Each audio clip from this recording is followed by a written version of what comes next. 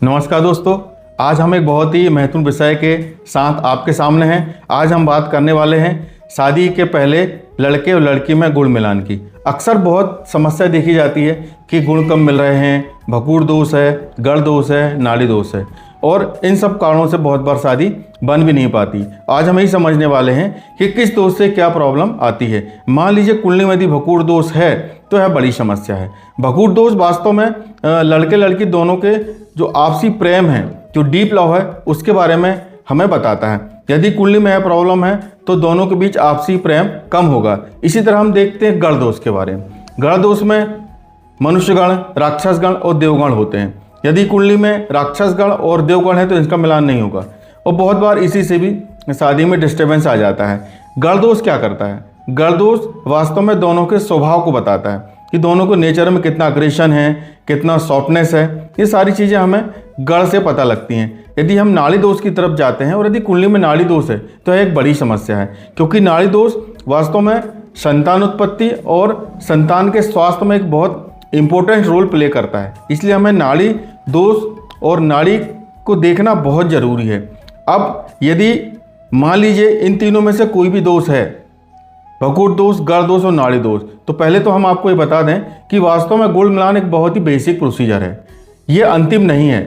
यदि गुण कम मिल रहे हैं तो ये बिल्कुल भी नहीं मानना चाहिए कि शादी नहीं होगी या शादी का मिलान नहीं हो रहा है। इसके लिए हमको क्या करना है? दोनों की कुंडली की तरफ जाना है।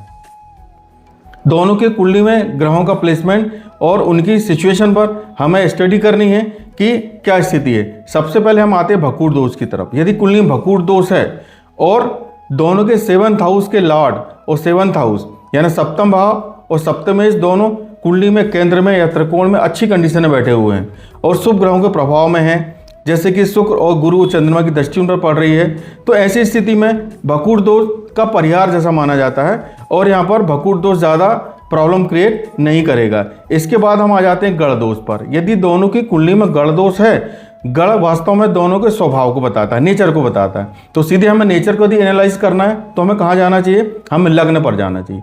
दोनों के लग्न और लग्नेश की स्थिति हमको देखनी है कि लग्न भाव पर शुभ ग्रहों की दृष्टि पड़ रही हो और लग्नेश जो है वो कुंडली में सही जगह पर उसकी सिचुएशन हो, प्लेसमेंट हो, जैसे कि केंद्र में हो, त्रिकोण में हो, शुभ ग्रहों के प्रभाव में है। यदि ऐसा है तो फिर गढ़ दोष भी ज़्यादा मायने नहीं रखता, उसका परिहार जैसा माना जाता है। इसके अलावा सबसे महत्वपूर्ण जो स्थिति है वो नाड़ी दोष को लेकर बनती है। यदि कुंडली में नाड़ी दोष है तो इसके लिए हमको क्या करना है? उनकी कुंडली में कुंडली में हमें जाना है 5th हाउस की तरफ। यदि पंचम भाव का लॉर्ड और पंचम भाव शुभ दृष्टि में है, शुभ ग्रहों के प्रभाव में है और कुंडली में अच्छे प्लेसमेंट में है, केंद्र में है, त्रिकोण में है, तो फिर नाड़ी दोष का परिहार जैसा माना जाता है। इसके अलावा कुंडली में गुरु, शुक्र और चंद्रमा की स्थिति भी आप देख लीजिए। ये शुभ स्थान पर होना चाहिए, अच्छा प्लेसमेंट होना चाहिए, क्योंकि ये उनकी मैरिज लाइफ में बहुत कुछ रोल प्ले करते हैं। तो दोस्तों, आज आपने देखा किस तरह यदि कुंडली में गुण कम मिल रहे हैं तो भी किसी प्रकार की चिंता या स्ट्रेस का सब्जेक्ट नहीं है। हमें दोनों की कुंडली के एनालिसिस की तरफ जाना है। यदि यहाँ पर ग्रहों का प्लेसमेंट पॉजिटिव सिचुएशन में है तो हमें फिर दोनों में आपसी मिलान में एक पॉजिटिव इंडिकेशन मिलता है और हमें शादी की तरफ जाना चाहिए।